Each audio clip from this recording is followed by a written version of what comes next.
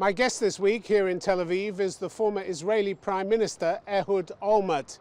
He ordered an invasion of Gaza in 2008. What are his thoughts now about the recent violence along the border? And a first for an Israeli Prime Minister. He went to jail for corruption. How is it that he has no regrets?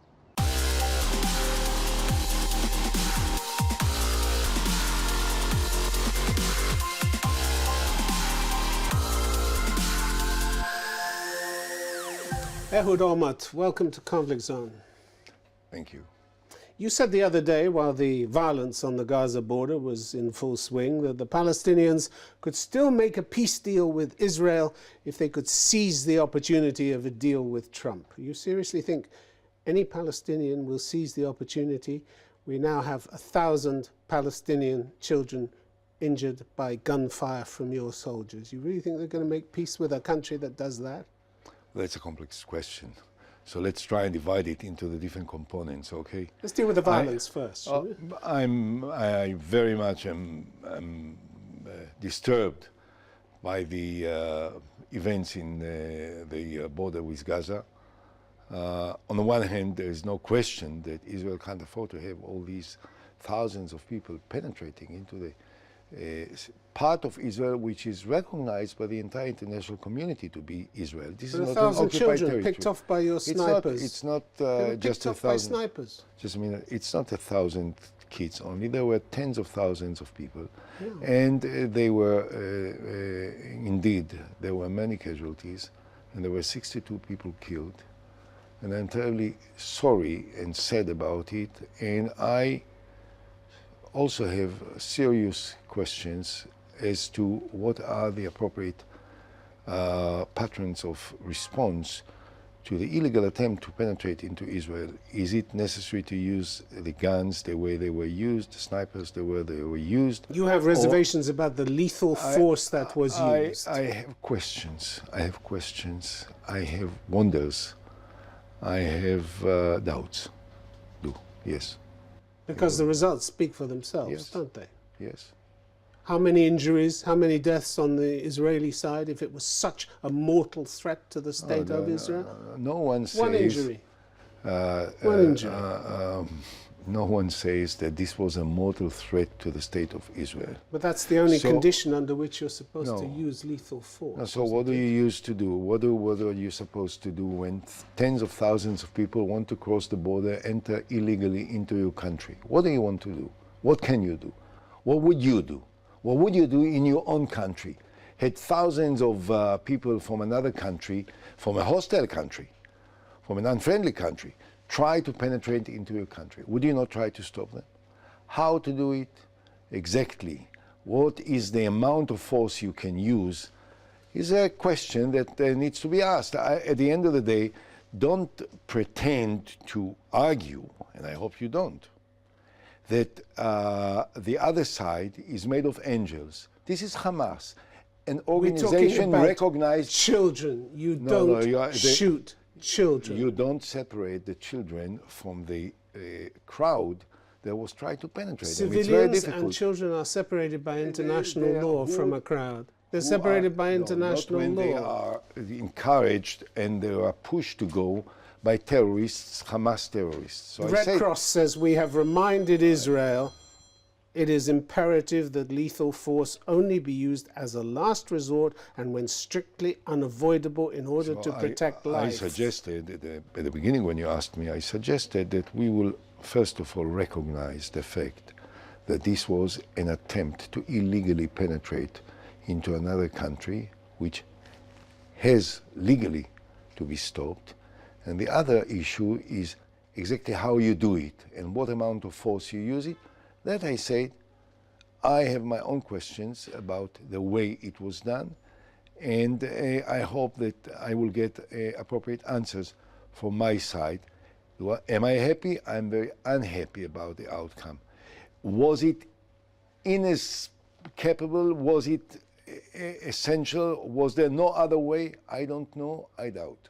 I want to deal with one other thing you said about Gaza. You also said Israel had left Gaza, cleared out its settlements, left it all behind. Yes. But that's not the full story, is it? I mean, you control almost every crossing, you control everything that goes in or out, you control the population registry, you control the public utilities, you destroyed the airport, so you control the airspace, you control the sea space. So you haven't left Gaza, you stood outside the cage instead of inside. First of all, we did pull out from Gaza, and you remember, I'm sure you do, that this was not simple and easy. Within the state of Israel, it was part of a very painful domestic campaign against tens of thousands of Israelis, or hundreds of thousands, who opposed the government move even to do that. So it was not simple and easy. Now the problem is, and this is the tragedy, is that unfortunately Gaza is controlled by a terrorist organization, by Hamas, which is manipulating the population, and the population and is you blockaded it for 11 years. We blockaded it for 11 years. We blockaded it. First of all, I think that Gaza is first and foremost a victim of a terrorist organization, the Hamas, just as Lebanon is a victim in other ways by a terrorist organization, Hezbollah. They are controlling it, they are threatening it, they are building tunnels, they are shooting rockets at the Israeli settlements across the border. Nobody condones what Hamas is doing. Yeah, but you don't criticize it, you criticize the Israel. way you enforce your rule around Gaza. I know. And the UN says you're still occupying it. I know. You know, whatever. The UN is not necessarily a reflection of an objective judgment of the situation. So don't bring me the UN as an example for objectivity and for decency with regard to the state of Israel. But I want to go back. It's also the view of a lot of countries, as you know, and human rights organizations insist on arguing as with well. me without giving me the chance to say where I may perhaps agree with you to some extent. So let me. I said that number one, Gaza is controlled by a terrorist organization, and we have to take all the necessary measures to defend the Israeli population from the terrorist attacks by rockets, by violent tunnels, as they are doing. That's number one. Now, is the Israeli attitude towards Gaza is the smartest? I'm not certain about that. Can we do it in a different way? I think we can consider doing it in a somewhat different way. This is a long way from what you did in 2008, 2009, Operation Cast Lead, isn't it? You don't want to hear what may be in contradiction to your prejudices, but I want to say what I think. You don't know whether I have any prejudices or not. I have questions, Tim, and they're challenging questions, but you can't impute those if you let me to answer. prejudice. I think that we have to change the relations with Gaza in as much as it doesn't jeopardize the security of the state of Israel. Now, don't ask me about 2008. You belong to the past, I want to belong to the future. In 2008, I tried as much as I could to reach an agreement with Hamas, and there was an agreement accepted in June of 2008 for Hudna, for an unofficial ceasefire. It lasted exactly 2 days until it was violated by the Hamas. And then you went in with massive force. You went in with massive force. When 60 rockets were shot at Ashdod, Ashkelon, Beersheba, when 1 million people were sitting in shelters in order to defend themselves. How many casualties from those 60 rockets? We had many. How many? We had quite a few. Many? 10, 20, 30? 20, 30 until we all sat for 2 months or for 1 month in shelters. And they lost 1,391 people, including 300 children. Were they terrorists as well? 300 children? Tim, look. B'Tselem documented at least 750 you stuck your head cases. into the statistics of the Hamas, which I don't have to subscribe to. I'm telling you this. They're not and this Hamas's is statistics. I don't know. I don't know whose statistic is this. I know one thing, that Israeli cities were shot at by rockets coming from Gaza, hundreds, thousands of them, for a long period of time. And the first obligation of every government, including my government when I was prime minister, was to defend the life of my people. Sometimes, unfortunately, at the cost of life of others. The Palestinians killed 9 people. You killed 1,391. Because we are stronger when we are forced to It was staggering respond. Destruction, Ehud Olmert. Staggering destruction. The fact remains that a few months later they started to shoot again rockets, although we do not, instead of trying to talk to us on the basis of accepted principles that were defined by the international community. You may not remember, but if we go back, since you go back to 2008, we defined the 3 principles. And then I said, if these principles will be accepted by Hamas, it was accepted by the international community, I will negotiate with Hamas. I didn't say that I'll never sit with them and talk to them. In order to resolve the outstanding issues between us and them in Gaza in a peaceful manner. They refuse to do it. They refuse to do it. Your military action inside Gaza was described by your foreign minister, Tzipi Livni, as real hooliganism. She said Israel demonstrated real hooliganism in the course of the recent operation. She said that in January 2009, which I demanded, she said. So my question to you is, what happened to that moral army that Israel is always talking about? The real hooliganism you want me that you used. You want me to argue with the former foreign minister, which said or didn't say, I don't know exactly what she said. I told you what exactly she said. Israel demonstrated real hooliganism. Let me finish. 2 weeks before an election, I prefer not to do it. I don't think that it is appropriate to go back into these arguments going back 9 years ago or 10 years ago. But it's the punishment doctrine that your army had. Same doctrine. It is the simple that we're seeing in Gaza now. It is the simple doctrine which has characterized the conduct of every normal and reasonable country. Let me finish.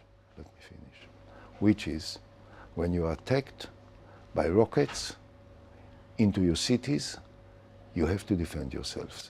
Now that's you what have we to did. use disproportionate force and cause immense damage and destruction. We have to use force. Disproportionate force.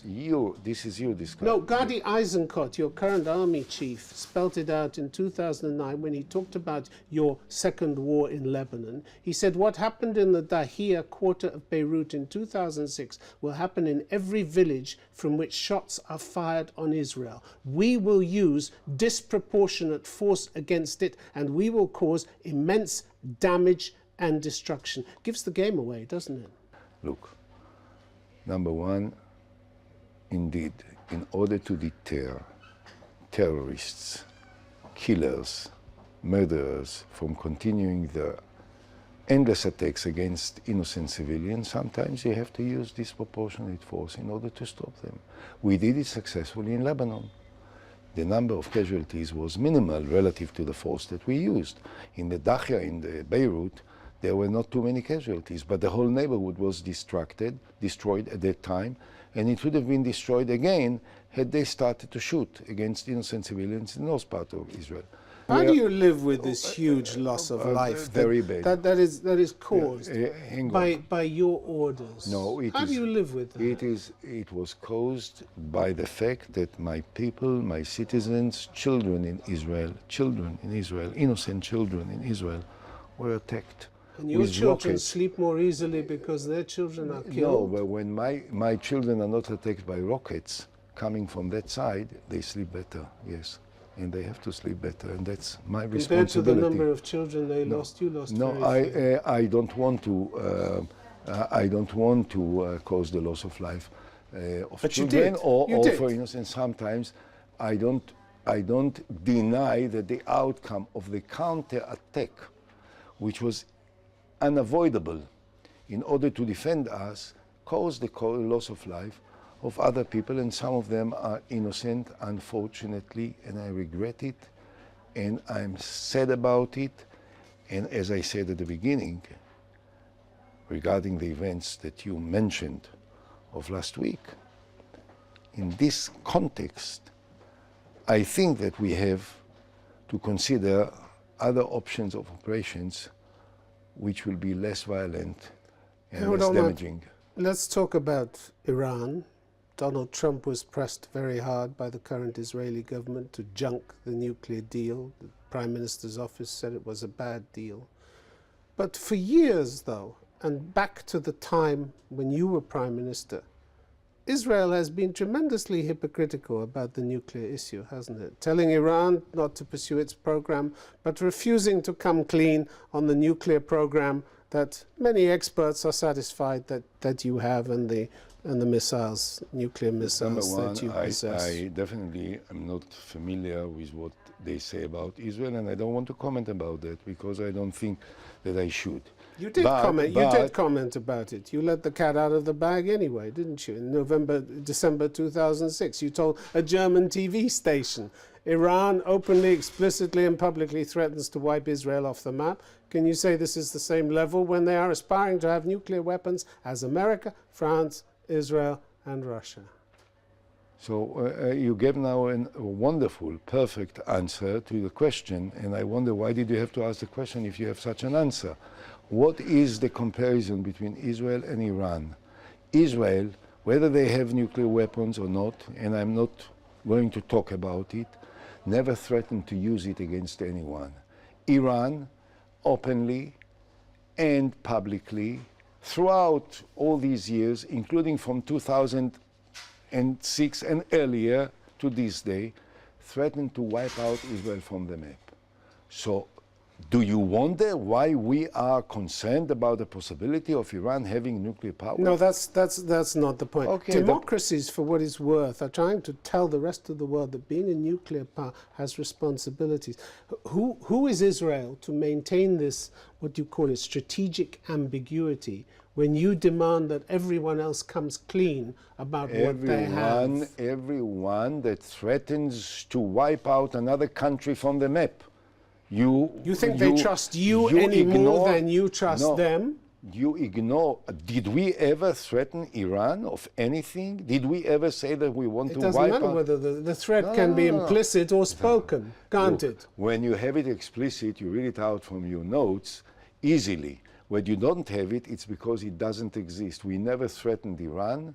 We never wanted to wipe out any country from the map. And Iran repeatedly and continuously for many years is doing precisely Shimon this. Peres said that Israel wouldn't be the first to introduce nuclear weapons into the Middle East. That's not true, is it? That's simply not true. Jimmy Carter said in 2008 you had them, and he said in 2014 you had between 150 and 300 warheads. Who said so? Jimmy Carter. And he should know. I wish Jimmy Carter the very best. I'm not sure that he knew what he was talking about in 2014, and I don't think that he was aware of any facts regarding the Israeli nuclear capabilities or the lack of them in any time earlier. He said it, he said many things that I didn't agree with. He doesn't know, and I don't know, so I can't confirm it. U.S. intelligence was convinced by 1975, according to declassified documents in Washington, that even though they refused to tell this to Congress, that you had nuclear weapons by 1975. Well, they want me to argue with what was said in 1975. But they knew it that long ago. No, long ago.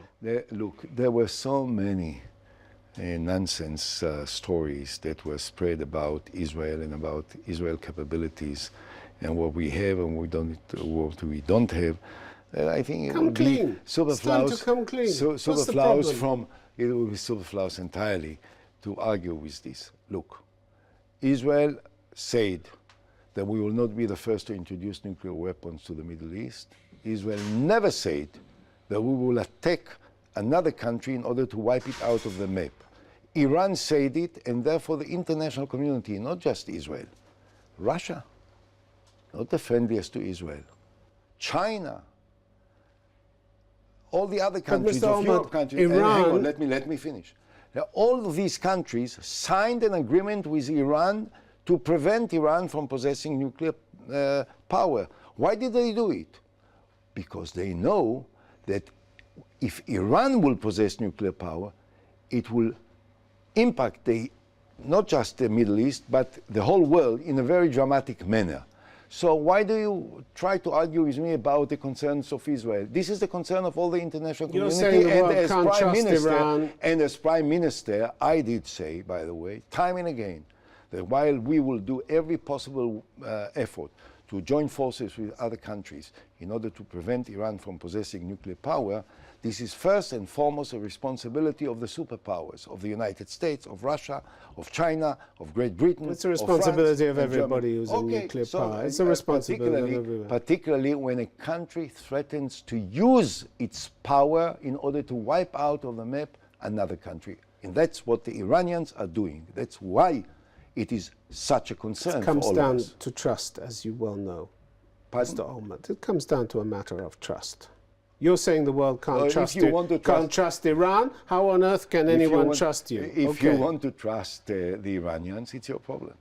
I don't. Let's talk about you, Mr. Olmert. You were released from jail last summer after serving 16 months for accepting bribes and obstructing justice. But you still claim you were innocent. Absolutely. But you couldn't convince the courts of that, could you? Sometimes it happens. Doesn't everyone in jail claim they're innocent? Did you ever meet anybody who said they were guilty? Maybe. I wish I could give you my book, which has is altogether 900 pages. I was going to say 900 pages. But yes, but a couple of hundreds talk about these issues. I will not elaborate now because this is too short a time, but it explains precisely why there was misjustice and why there was a conspiracy in order to try and put me down from my position as Prime Minister in order to prevent what I was trying to do, which would have changed the entire Middle East. And that could have made history. Politics is a pretty dirty game in Israel, isn't it? I mean, it's dirty everywhere, I think. When you look at the record of senior officials and presidents here who've served time or been disgraced, it's a long list, isn't it? In fact, since 1996, every single Israeli PM has been investigated on corruption charges, including the present incumbent, Benjamin Netanyahu. Prime Minister incumbent. Yes, yeah. Prime Minister incumbent. Why do you hate him so much? Me? Yeah. I don't hate anyone, not even him. You told him in an interview, you said in an interview with Keshet TV, he should resign now in an elegant way, go run, disappear so that we don't hear you or those around you. That's what I tell him, and that will happen in the end. Does it mean that I hate him? It only means that I am politically opposed to him. I don't want to go into details. It seems to me to be unimportant. You were pretty rude about it. You talked about his personal appearance, a bit of purple in the hair, another bit of weave, a little glue to stop the hair blowing in the wind. It's been quoted repeatedly on Israeli TV that when I was investigated, Netanyahu kept saying time and again on television that I should resign because someone who is under investigation can't perform in such a sensitive and difficult position as Prime Minister. So basically what I said is that what you say to me is definitely true about you, with so much more of investigations and accusations and suspicions and whatnot. But you're still bitter. You're still bitter, aren't you, about him? About him? No. He's my Prime Minister. I respect him for his achievements. You're bitter about Ehud Barak? You called him an amazing failure as Prime Minister. He called you a court-certified liar. Look, it's a rough game you play in Israel. Do you want me to quote now some of the statements that made by British politicians against each other? These are exchanges which take place in sometimes unfriendly political confrontations, which is typical of most democratic countries. I wouldn't now quote what President Trump, the incumbent in America, said about his opponent and his opponent about him. So but you came out swinging from jail, didn't you? You came out swinging. I came as I entered. No regrets. I haven't changed. No regrets. Nothing. No regrets. No. Only sadness for mistakes which were made by me. I definitely made mistakes. You don't think you shamed the office of Prime Minister? No, not at all. I don't think that this is the attitude of the Israelis to me. On the contrary, you go to the street and you ask people and they will tell you. They think that I was a good Prime Minister, and they're right, by the way. I think I did some good things, and I wanted to do more good things. There were reasons why I was so fiercely opposed by particular sections when I was Prime Minister, regrettably. But I think that what I did was very important in some very sensitive areas: security of the State of Israel and the welfare of the people of Israel. And you're not a crook. And I'm very proud of my achievements. And this is not what people think about me. Ehud Olmert, good to have you on Conflict Zone. Thank you very much. Thank you very much. Thank you.